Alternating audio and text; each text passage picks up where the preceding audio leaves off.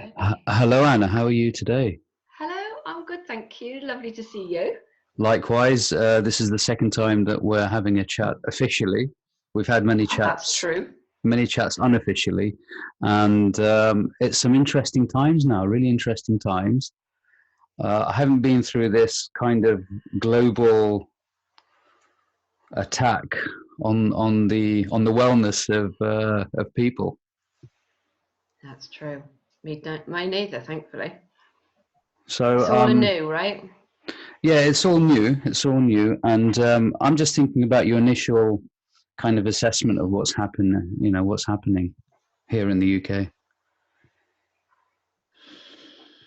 Wow. Where do you start?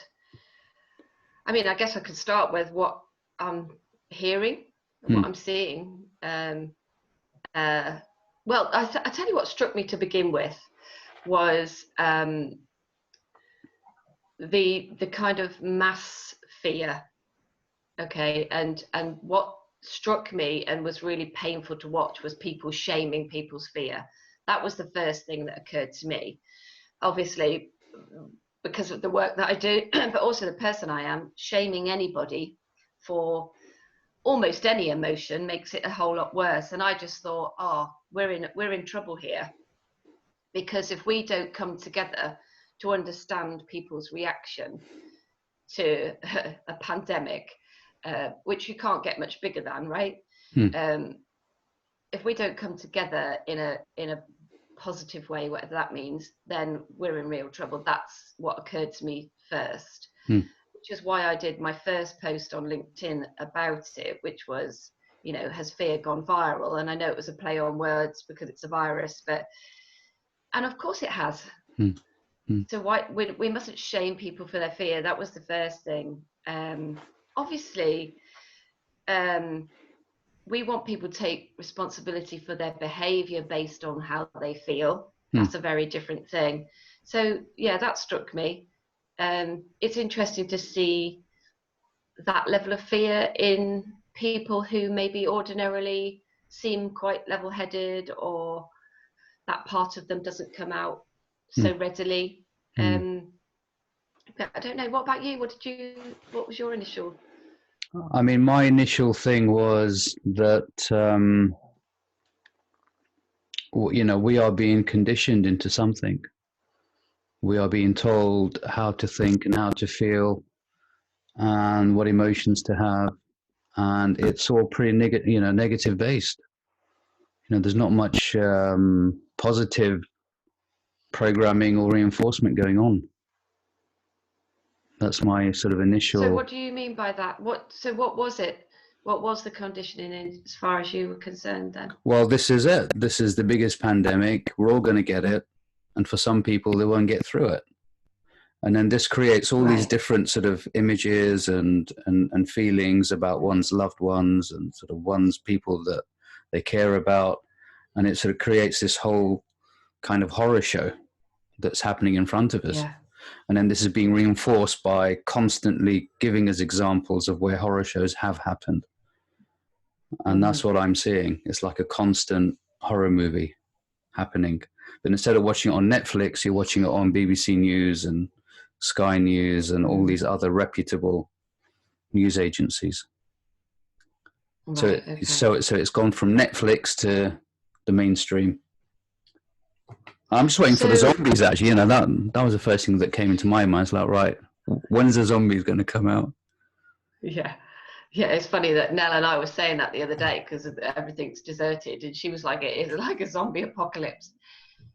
Yeah, So there's a I was like, film. I "Whatever." mean, there are so many films out there where literally everyone gets the virus, everyone's disappeared, and only the healthy come out, or the zombified, and everyone else is dead. Yeah.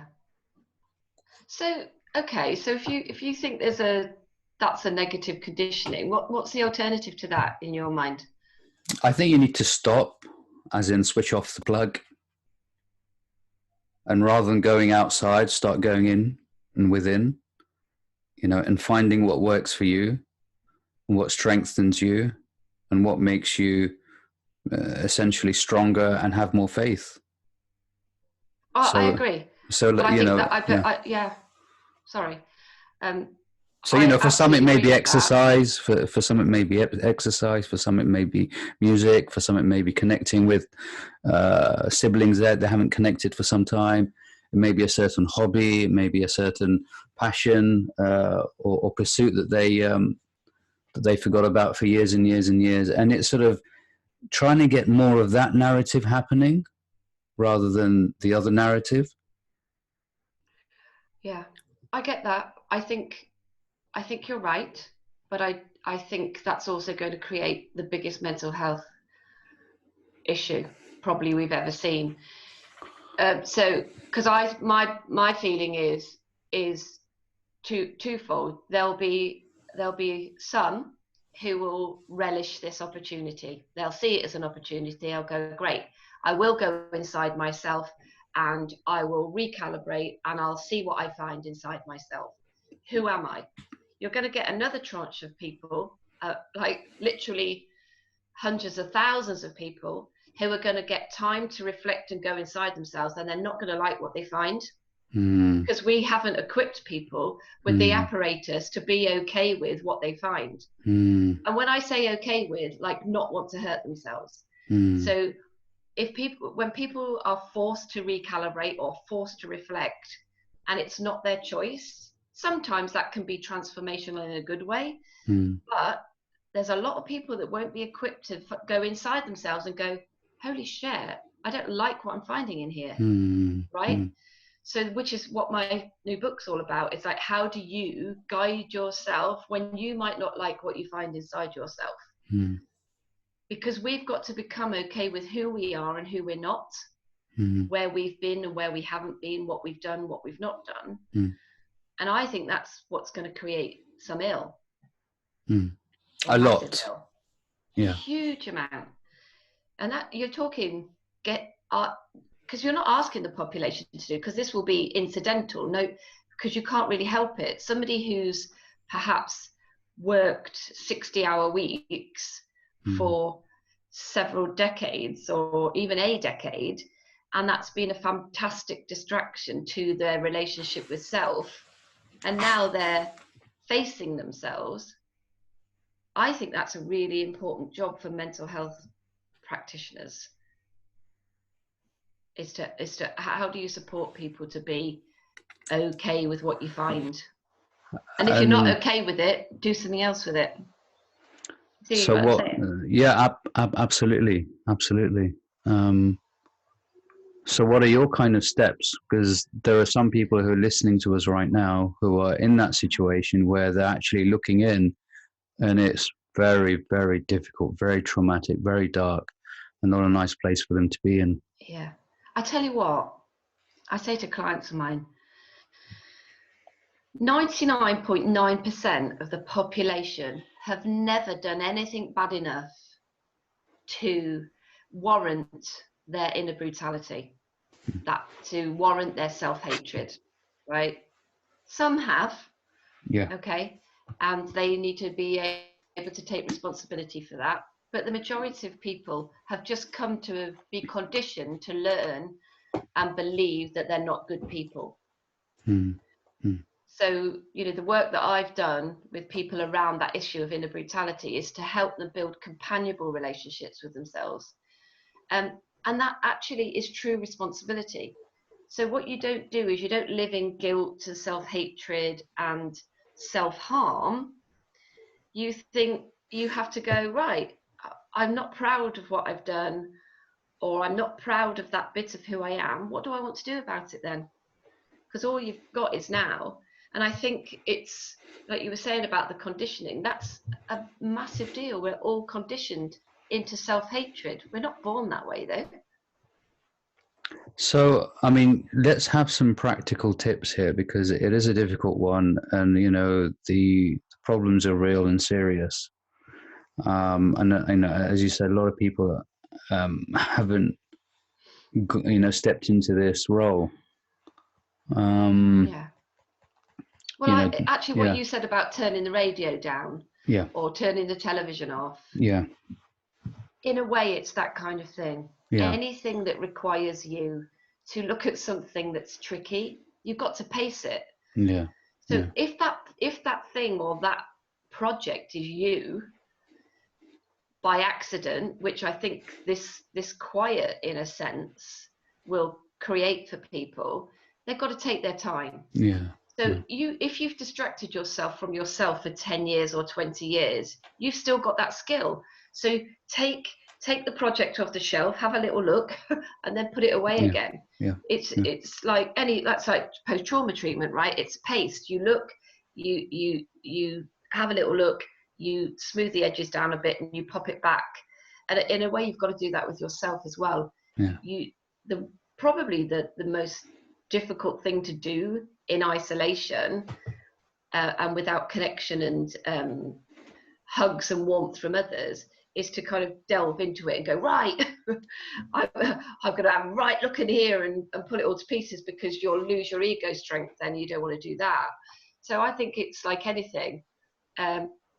Reflect on something within yourself, then do a bit of exercise, go and watch a film, talk to a loved one, just pace it. Because the thing we're going to have on our hands here is time. Time of reflection, but at the same time also constant barrage of trauma as well to sort of deal with. I think it would be really important actually for us to actually look at why it's important to pace your news, your consumption. Because sometimes our fear wants us to go for more information, because the brain will naturally go, I need information to become certain in unpredictable times. And of course we then have a propensity to have the radio or the television on in the background. I've done it myself, and naturally I've thought, I don't need that. I know what the latest news is. Okay, that's how we're now living. I'm staying legal. Yeah, true, right, exactly. That's what you need to know. How are you looking after yourself and others in this? But you don't need it for 12 hours a day. No. And that's really important neurologically, because you're going to get full. Otherwise. And then you've got to deal with it as well at the same time. That's right. Sort of more stuff that you got to deal with, more trauma clouds to deal with. I mean, if you're only consuming information, you're not actually putting anything into practice which gives your brain evidence back that you're okay. You're in a state of alert all the time. You're in a state of preparation. And what our brains need, if you see our brains as a circuitry that needs information from us through behavior, it's really important that what you do is you put the washing out on the line, or you do the dishes, or you make a nice meal, because the brain needs information back that you're going to do the ordinary things that look after you. If all you're doing is consuming news, your brain's going to go, I've got no evidence here that I can survive this. You see? So you're in a hypervigilant state all the time. And that causes certain behaviors and breakdown of your own support structure, whether it's outside or inside, and you stop doing the things that just relieves you. And it's as you said, sort of trickling that into your daily activities. It's not something that needs to now and never. It's literally occasionally dampening this down and raising up the things that make you okay with what's going on inside. I mean, I think it's important that we sort of do regular videos of these, just to trickle this sort of alternative wellness narrative for the psychological well-being of ourselves, and hopefully this will actually peter out and sort of filter into the workplace as well, because that's going to be a major issue over the next year or so, or maybe longer, depending on whatever the universe takes us. But and something that's interesting and relieves my anxiety and sort of my stress is just seeing how nature just keeps working. Yes,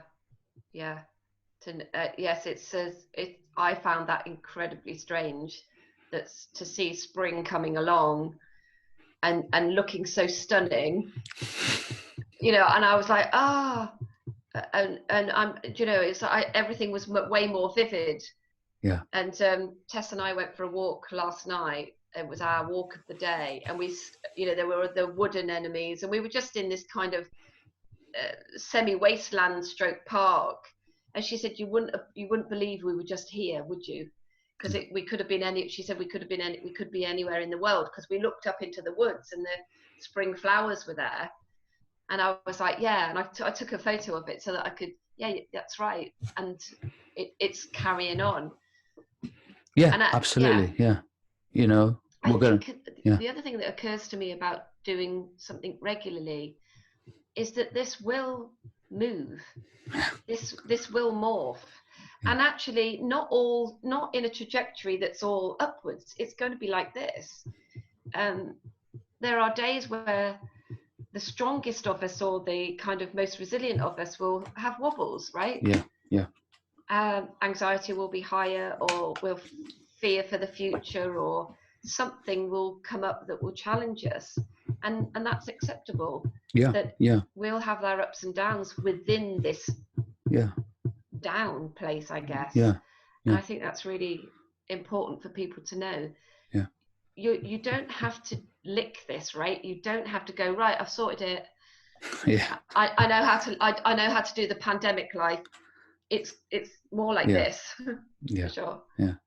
I mean, you know, as long as you keep it within that kind of function and physiological range, it doesn't have to go up. It's just right, you know, it's ticking along okay.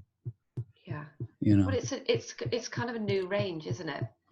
It was a new thing. You know, when I say to clients, you're looking for the rolling hills of emotion. You don't want staccato. You don't want up and down, because that's a very hard life to live. But you are looking for that if you can. But that's just going to be within a different parameter, almost a different environment now. And I think, you know, let's be very forgiving of people that are going to hate it, judge it, shame it. And it's just, well, we're all in this together. It's not as if we can extract ourselves from this situation, whether we like it or not. Yeah, we're all in it together, but we're all going to be in it differently, right? Some people will fare well, and some won't fare so well. And I think being kind. If we can be helpful in that makes sense to me. Because it will be hard enough. I think the biggest thing is people turning against themselves in isolation, because isolation and despair are a nasty cocktail, right? That's the human's worst state. And so, kindness on a big scale would be ideal. So the self-incarceration, and, you know, incarceration is a big word. On a light note, you know, I'm around, you're around. We're going to do another video next week, and stay kind, guys. Yeah, stay kind. Love that. I think it's my favorite word. There you go. Take care. Speak to you soon. Speak soon. Bye. Bye.